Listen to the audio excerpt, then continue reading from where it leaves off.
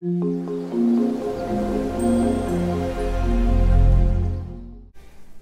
च्यानलमा दिइएका गवाही परमेश्वरको महिमाको निम्ति र साँचो परमेश्वर खोज्नेहरूको लागि हो।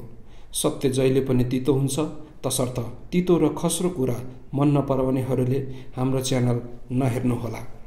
लाइफ न्यूज च्यानलमा गवाहीद्वारा सुसमाचार तथा क्रिस्चियनिटी सम्बन्धी कुनै पनि विषय जस्ताको तस्तै सम्प्रेषण भइरहेको यहाँहरूलाई थाहै छ। अझ प्रभावकारी रूपमा अघि बढ्नलाई तपाईको प्रार्थनाको साथै आर्थिक सहयोगको पनि हामीलाई खाँचो पर्छ। मात्रै महिनाको 100 रुपियाँ तपाईले हाम्रो च्यानललाई डोनेट गरेर तपाई पनि सुसमाचारको काममा सहभागी हुन सक्नुहुन्छ।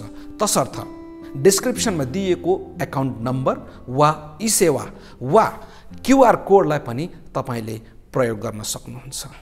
मतलब मिशनरी का स्कूल है, वो वुडस्टॉक में जो स्कूल था, तो उस स्कूल में वो बड़े हुए थे। तो मतलब उनके पिताजी बहुत ज़्यादा अमीर थे, इसके वजह से उस स्कूल को अफोर्ड कर पा रहे थे।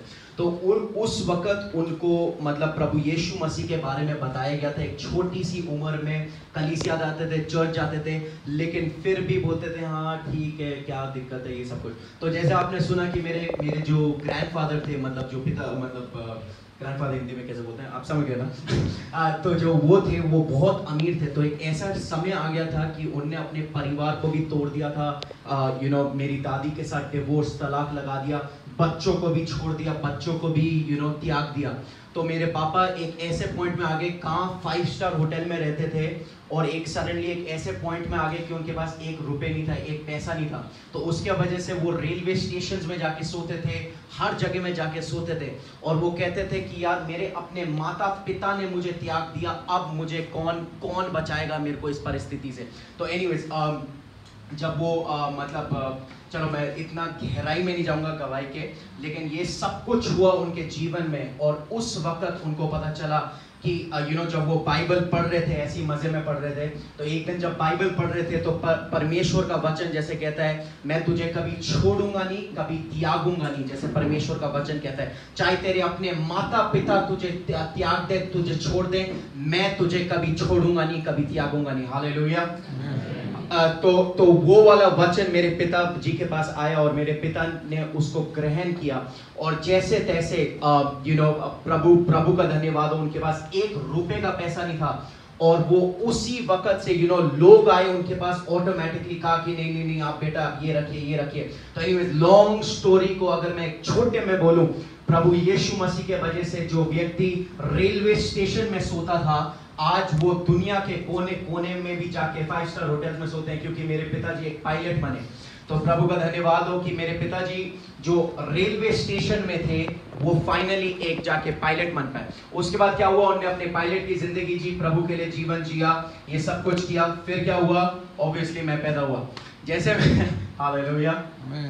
तो मैं पैदा, आप सब लोगों को हिंदी समझ में आ रही है? हिंदी समझ में आ रही है? थोड़ा सा रिस्पॉन्स रहेगा तो अच्छा रहेगा। ओके, तो मैं पैदा हुआ। जैसे मैं पैदा हुआ तो मैं दूसरा बेटा हूँ, मतलब मेरा बड़ा भाई है और मैं दूसरा बेटा हूँ। तो दूसरा बेटा होने के अनुसार जैसे मैं पैदा हुआ, शुरुआत में तो सब कुछ ठीक था। तो क्या हुआ, 3 साल की उम्र में जब मैं चलता था, नया सीखा था चलते हुए, 1 साल मैं थोड़ा सा लेट भी सीखा था चलने के लिए। हालेलुया। ओके, एनीवेज तो जब मैं चलना सीखा तो क्या हुआ कि जैसे मैं चल रहा था तो मैं लंगड़ा के चलता था। एक ऐसे फॉर्म में चलता था कि जब लोग मेरे को देखते थे वो कहते थे कि यार ये नेचुरल बात नहीं है, जैसे ये बच्चा ऐसे चल रहा है, ये चीज़ नेचुरल नहीं है। तो क्या हुआ कि जैसे मैं जब भागता था, भागने की कोशिश करता था, तो अनगिनत बारी मैं गिर जाता था, और गिरने के बाद मैं रोता था। और मैं कहता था प्रभु से तो नहीं कहता था, लेकिन मैं अपने आप में रोता था, और मैं कहता था कि मेरे को ऐसा क्यों होता है, why do I have to experience this, why am I so मैं इसको प्रकट क्यों कर रहा हूँ, ऐसी परिस्थितियां मेरे साथ। तो एनीवेज, तो जब मेरे माता पिता मेरे को जब हॉस्पिटल में लेके गए, तो हॉस्पिटल में एक एक्सरे रिपोर्ट करवाया गया। तो उस एक्सरे रिपोर्ट में क्या था, क्योंकि बाहर से तो पता नहीं चलता था, ऑफ कोर्स एक पैर छोटा था, एक पैर बड़ा था, लेकिन जब एक्सरे रिपोर्ट करवाया, फाइनली जब हिप तक यहाँ का एक्सरे रिपोर्ट करवाया, तो क्या हुआ, जो हिप होता है और जो टांग होता है, अगर मैं ऐसे दिखाऊं, ऐसे होता है, हिप और टांग ऐसे होता है। तो मेरा क्या था, मेरा हिप और टांग ऐसे था। तो एक सेपरेशन था, एक बहुत बड़ा सेपरेशन था, जो एक अब नॉर्मल चीज कहते हैं उसको, कि अगर एक टांग और एक हिप अगर साथ के साथ नहीं होते जैसे परमेश्वर ने बनाया, अगर ऐसे है तो उस चीज के बीच में एक ही चीज था, वो था एक नस समझते हैं, नर्व, एक ही नर्व था जो पूरे सेपरेशन को सेपरेट कर रहा था, मतलब जो पूरे टांग को सपोर्ट कर रहा था, जब हिप को सपोर्ट करना चाहिए वो एक सेपरेशन, एक नस सपोर्ट कर रहा था। तो डॉक्टर ने कहा कि ये तो बहुत ही इंपॉर्टेंट, बहुत ही बड़ी परिस्थिति है, you know this is not important but like we have to address this as soon as possible, हमें इस चीज को एड्रेस करना पड़ेगा। तो मेरा क्या करा, स्कूल नया उस वक्त शुरू कर रहा था, स्कूल बंद करवा दिया, फिजिकल एक्टिविटीज बंद करवा दिए, हर चीज, इस बच्चे को आज से चलना भी मना है। तो मेरे को एक स्टील रॉड दिया था मेरे राइट पैर में, एक स्टील रॉड दिया था इस पैर में, और मोटा सा जूता दूसरे पैर में, और बोला जिंदगी भर जब तक ये बच्चा मरेगा तब तक ये ऐसा का ऐसा ही रहेगा। There is no surgery, there is no physiotherapy. My father, जैसे आप मेरे जानते हैं, मेरे पिताजी एक पायलट है, मेरे पिताजी मेरे को बेस्ट से बेस्ट डॉक्टर्स के पास लेके गए। जैसे आप जानते हैं मैं दिल्ली से हूँ, दिल्ली में सबसे best doctors, AIIMS, all these doctors, हर किसी डॉक्टर के पास जाऊं, हर किसी डॉक्टर बोलते हैं नहीं हम दूसरे रिपोर्ट नहीं मानते, हम दूसरे डॉक्टर को नहीं मानते, हम अपने रिपोर्ट मानते हैं, तो आप फिर से एक और रिपोर्ट करवाओ।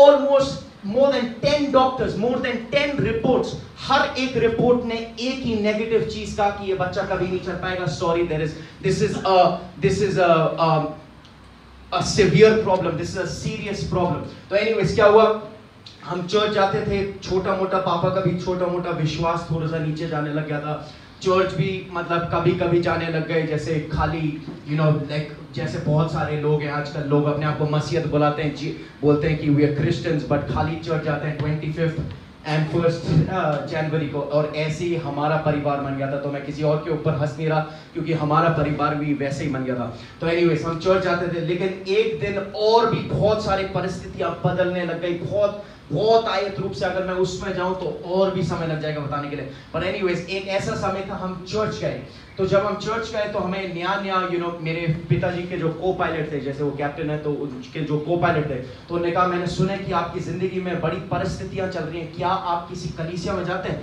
बोलते हैं हाँ मैं क्रिश्चियन तो हूँ, मैं प्रभु में तो विश्वास करता हूँ, लेकिन मैं कलीसिया में नहीं जाता। तो एनीवेज उन्होंने एक नंबर दिया, उन्होंने बोला प्लीज इस नंबर को कॉल करिए, प्रार्थना में जुड़िए, संगति में जुड़िए, क्योंकि वो ही है द बॉडी ऑफ क्राइस्ट। जैसे इफिशियंस का किताब बात करता है बॉडी ऑफ क्राइस्ट, मैं पास्टर से बात कर रहा था आज सुबह, you know it talks about the body of Christ, efficiency 4। तो आप संगति के साथ जुड़िए, लोगों के साथ जुड़िए, मसीहा, क्योंकि परमेश्वर का खुद वचन कहता है जहां पर 2 या 3 व्यक्ति मेरे नाम में इकट्ठा हो वहां पर मैं हूं। तो परमेश्वर की उपस्थिति। तो एनीवेज उन्होंने उस नंबर को उस वक्त तो कांटेक्ट नहीं करा, 6 महीने के बाद परिस्थिति और बुरी होने लग गई।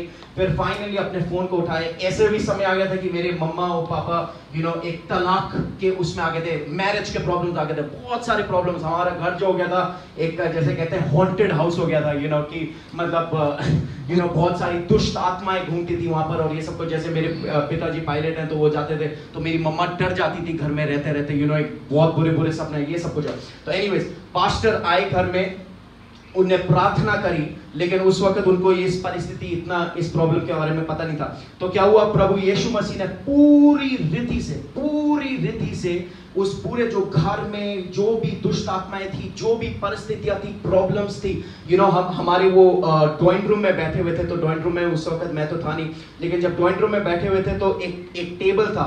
तो पास्टर जब आए उन्होंने कहा कि let us kneel down and pray, क्यों ना हम अपने घुटने में झुके और प्रभु यीशु मसीह की ओर में। तो हमारा टेस्टिमनी यूट्यूब में भी है, अगर आप जाएंगे CBN में, मेरे फादर का नाम है captain Kapoor, captain M Kapoor, तो अगर आप जाएंगे CBN में भी रिकॉर्डेड है।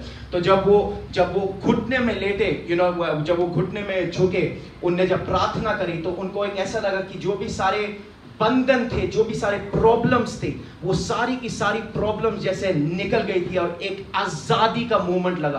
तो एनीवेज उस वक्त से मेरी फैमिली फाइनली चर्च जाने लग गई। और ये जैसा चर्च था, ये इतना चिन्ह चमत्कार प्रभु आजकल भी करता है, यानी उसमें इतना सब कुछ विश्वास नहीं करती थी। मतलब एक ऐसा कर दिया था, बॉक्स कर दिया था परमेश्वर को कि खाली प्रभु यही कर सकता है, ये नहीं कर सकता आज।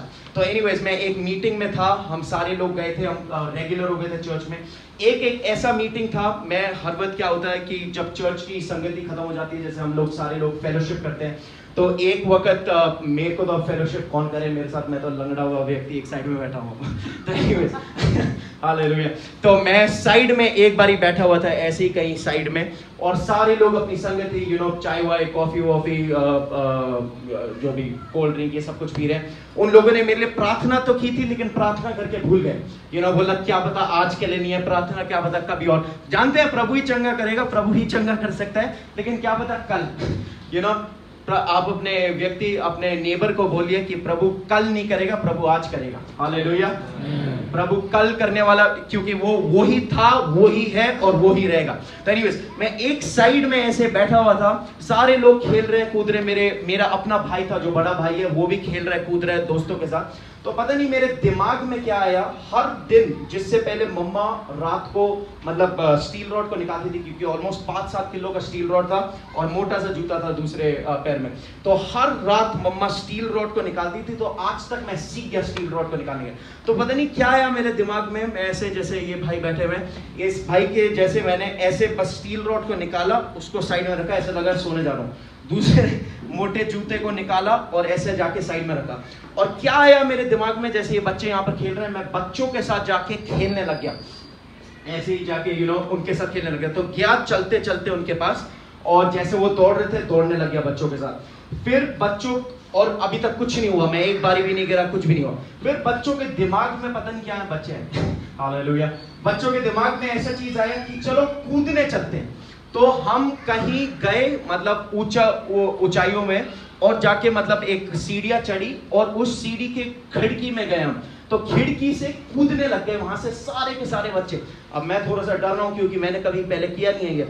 एनीवेज मैं बच्चों को देख रहा हूँ करते करते, तो मैंने सोचा मैं भी कर लेता हूँ। तो मैं वहां तक गया, मैं ऐसे अपना मतलब बहुत मुश्किल से, पहली बार कर रहा है बच्चा, बहुत मुश्किल से उस खिड़की तक पहुंचा। जैसे उस खिड़की तक पहुंचा, मैं वहां से कूदा, सीधा कूद लगाई। कूद के बाद वैसे तो बच्चे बहुत आवाज बना रहे थे, बच्चे हैं ना, बच्चे आवाज बनाते हैं, मैं भी। तो मैंने एक ऐसी आवाज बनाई कि सबकी नजर मेरे तरफ गई। जैसी मैं कूदा, सबकी नजर मेरे तरफ गई, और वो नजर एक ऐसी थी कि वो कहते अरे ये तो बच्चा पैरालाइज हो गया, ये तो बच्चा खत्म हो गया, ऐसी ऐसी आवाजें थी। एंड उस वक्त उनको नहीं पता चला कि इस बच्चा, जो ये लंगड़ा हुआ बच्चा था, जिसको डॉक्टर ने कहा था कभी नहीं चलेगा जिंदगी में, इसका चलना कूदना सब कुछ बंद करो, वो उस दिन चला, उस दिन भागा और उस दिन कूदा। हालेलुया।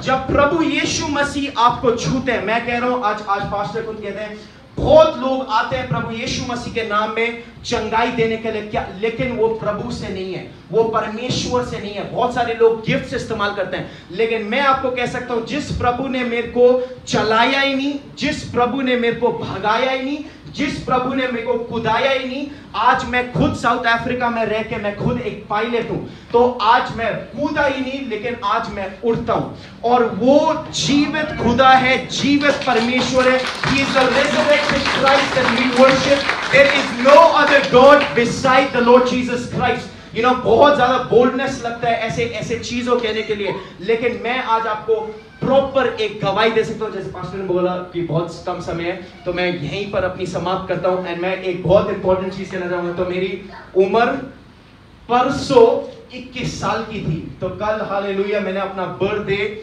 नेपाल में ही सेलिब्रेट करा। इस बर्थडे को मैं कभी भूलूंगा नहीं। तो मैं 22 इयर्स का हूँ आज, 22 साल की उम्र का हूँ। एंड काफी लोग जब मेरे जिंदगी में देखते हैं, कहते हैं अरे इतना छोटा और ऐसे ऐसे बातें कर रहा है। मैंने बोला मैं चाहे इतना छोटा हो सकता हूँ, लेकिन मेरा प्रभु सबसे बड़ा परमेश्वर है, उसके अलावा कोई परमेश्वर नहीं है। एंड वो ही प्रभु है और वो ही सिंहासन में है और वो ही योग्य है हमारी स्तुति और आराधना की। जैसे आज पास्टर ने कहा कि डिलीवरेंस का सर्विस है, तो मैं आपके विश्वास को इनकरेज करना चाहता हूँ। वही प्रभु जिसने मेरे लिए किया, वही प्रभु आपसे भी बहुत प्यार करते हैं, और वो आपको कहता है आप मेरे प्रिय बेटा और बेटी हैं। प्रभु की स्तुति हो। हालेलुया।